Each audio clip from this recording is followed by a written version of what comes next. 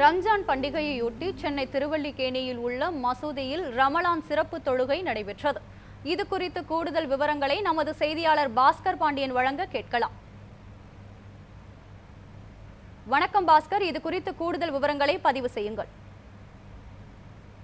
சிந்து, ரம்ஜான் பண்டிகையையொட்டி இஸ்லாமியர்களின் ஒரு பிரிவை சார்ந்தவர்கள் திருவல்லிக்கேணியில் இருக்கக்கூடிய பெரிய மசூதியில் நடைபெற்ற ரமலான் சிறப்பு தொழுகையில் பங்கேற்று தொழுகை மேற்கொண்டு ஒருவருக்கொருவர் தங்களுடைய ரம்ஜான் வாழ்த்துக்களை பகிர்ந்து கொண்டனர்.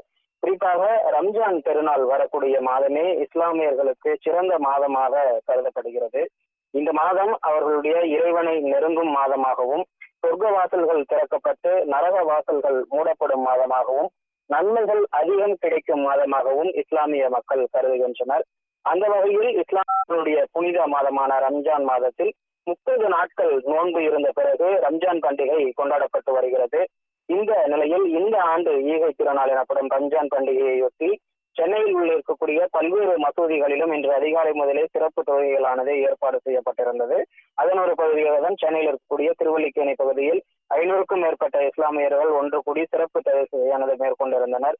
இந்த தொழுகையின் போது பல்வேறு மக்களுக்கும் நாட்டிற்கும் சிறப்பு தொழுகையானது மேற்கொள்ளப்பட்டதோடு ரம்ஜான் வாழ்த்துக்களையும் ஒருவருக்கொருவர் ஆற தழுவி பரிமாறிக்கொண்டனர்.